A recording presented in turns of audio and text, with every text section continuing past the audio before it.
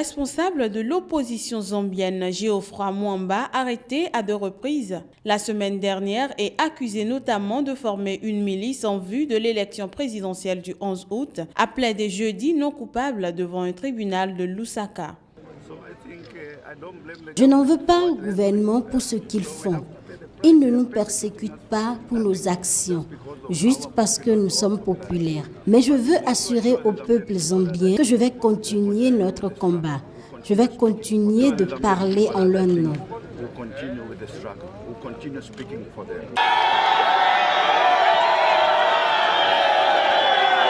Les femmes doivent revêtir les couleurs de notre parti et faire campagne. Les femmes votent et ont aussi les problèmes. Les hommes se contentent de se lever et d'aller au travail, mais nous sommes les plus affectés par les problèmes. C'est un pays gâché par Edgar Chagua Lungu qui a décidé de faire arrêter l'opposition. Il pense qu'il gagne des points, mais en réalité, il en perd.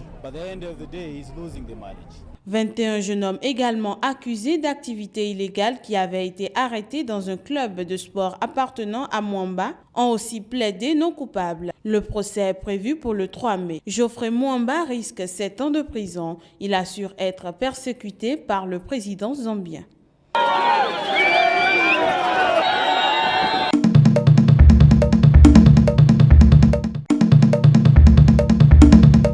Le diplomate égyptien Ahmed Aboulgate a été nommé jeudi au poste de secrétaire général de la Ligue arabe, malgré les réserves de Qatar sur sa candidature. Nouvelle illustration des divisions entre les États membres de l'organisation panarabe. Les consultations ont abouti à un accord sur la nomination de Ahmed Aboulgate au poste de secrétaire général de la Ligue arabe pour 5 ans à partir du 1er juillet 2016.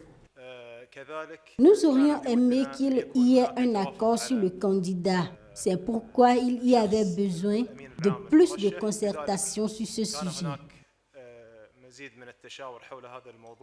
Le ministre qatari des Affaires étrangères, Cheikh Mohammed Ben, a cependant exprimé les réserves de son pays sur le choix de Aboulgate, le diplomate égyptien.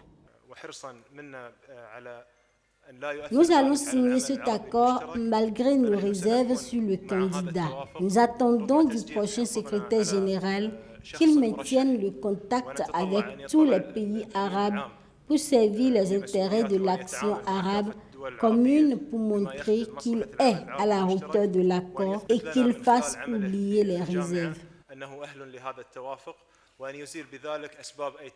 Les défis semblent s'ajouter. Le nouveau secrétaire général sera confronté aux guerres en Syrie et au Yémen, qui reflètent les luttes d'influence entre les deux puissances régionales, l'Arabie saoudite sunnite et l'Iran chiite.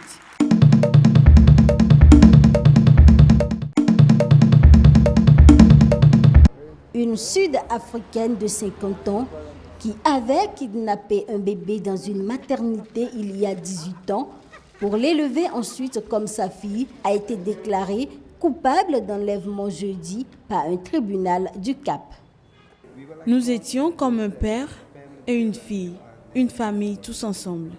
Je n'ai jamais su que ce n'était pas ma fille, mais personne ne me croit pour le moment et je suis moi-même une victime. J'ai l'impression que d'une certaine manière, j'ai aussi été prise au piège dans quelque chose dont je n'avais pas conscience.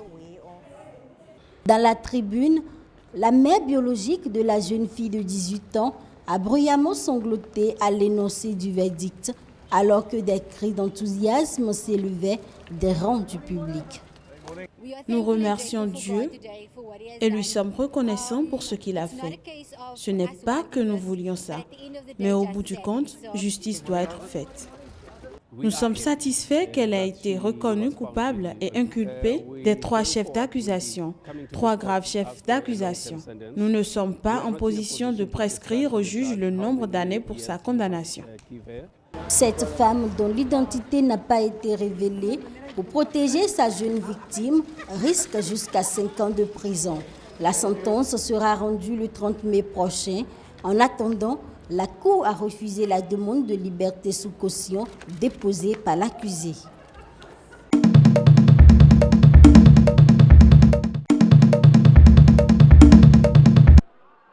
Des produits de soins de santé livrés à l'aide de drones et du ciment, faits à base de plastique et de sable, sont quelques-unes des idées discutées au Nest Einstein Forum de Dakar.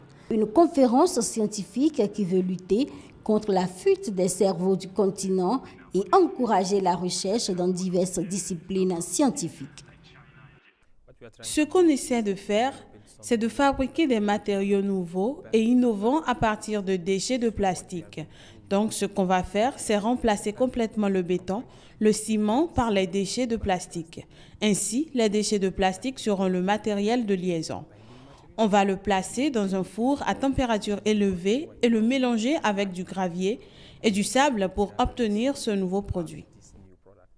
Ici, elles n'ont simplement qu'à utiliser une commande vocale et en fonction des instructions qu'elles reçoivent, s'il s'agit d'une situation critique ou si elles jugent que quelque chose ne va pas, elle peut alors composer un numéro. La rencontre de 3 jours au Centre international Abdou Diouf de Dakar est organisée par l'Institut africain pour les sciences mathématiques. Elle contribue à encourager les chercheurs africains à persévérer pour l'avenir de l'Afrique.